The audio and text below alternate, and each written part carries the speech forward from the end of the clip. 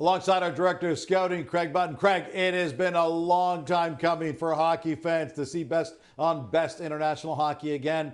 The face-off of the four nations is coming up this February. It's been a long wait for us as fans, but how about Connor McDavid, who has still never had a chance to play for Canada at the international level? This will be his first opportunity there at the men's senior level. So when he does play, when puck does drop, who should be on McDavid's line? Well, how about this as a suggestion? Connor McDavid is able to make everybody around him better. He drives play as good and better than anybody on the planet. So how about Mario Lemieux on his right wing and Wayne Gretzky on his left wing?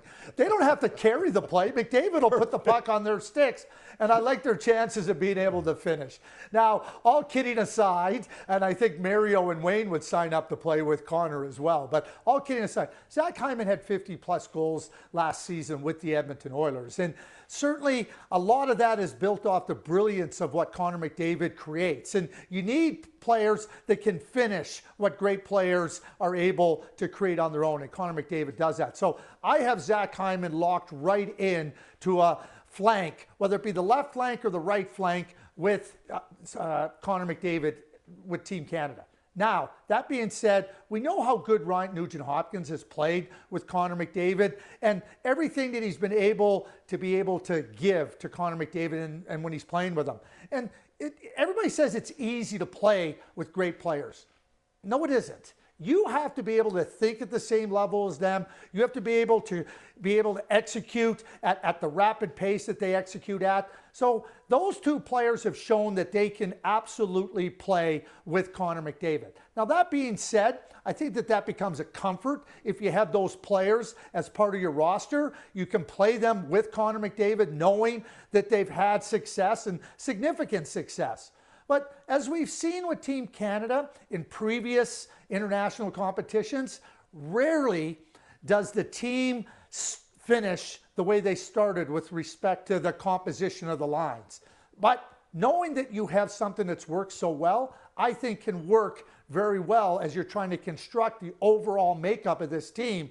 And Ryan Nugent-Hopkins and Zach Hyman playing with the best player on the planet is not a bad idea. In fact, it's a really good idea from my perspective. I love your idea of Mario and Gretz on his line. That's intriguing to me. Okay, that's obviously not going to happen. But I will ask you this. When Gretzky and Mario Lemieux had huge international success as well as huge success in the NHL, obviously. Connor McDavid, no success in terms of winning the Stanley Cup at the NHL level yet. Winning an international competition, represent Canada on the senior level. How important is that so that Connor McDavid could potentially one day enter the conversation as one of the greatest of all time? I don't think there's any question that Connor McDavid will be considered one of the greatest players of all time. He's just too good.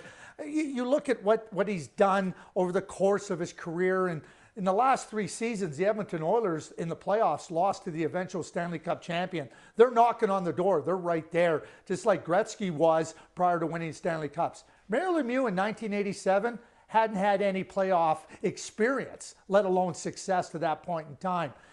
Steve Yzerman, prior to the 2010 Olympics, talked about players that have gone through the process of winning. He says, the process is the same regardless of what level you've played at.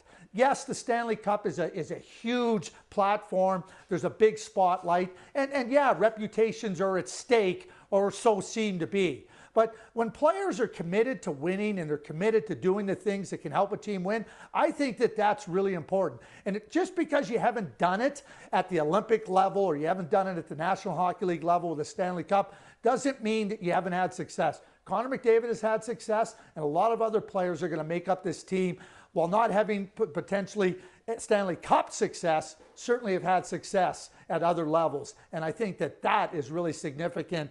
That's how Steve Yzerman explained it to me back in 2009, and I think it still applies here as Canada tries to build their team for the Four Nations face-off.